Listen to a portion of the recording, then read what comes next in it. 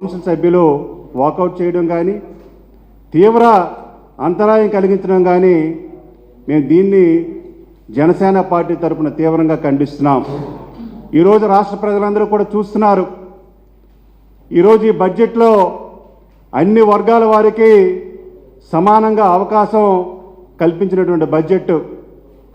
ఈరోజు గౌరవ ముఖ్యమంత్రి గారు చంద్రబాబు నాయుడు గారు కానీ, అలాగే ఉప ముఖ్యమంత్రి గారు పవన్ కళ్యాణ్ గారు కానీ, లోకేష్ గారు కానీ మరి ప్రజలు అవసరాల దృష్ట్యా ఒక మంచి బడ్జెట్ని ప్రవేశపెడితే ఈ బడ్జెట్పై తీవ్రమైనటువంటి విమర్శలు చేస్తున్నారు.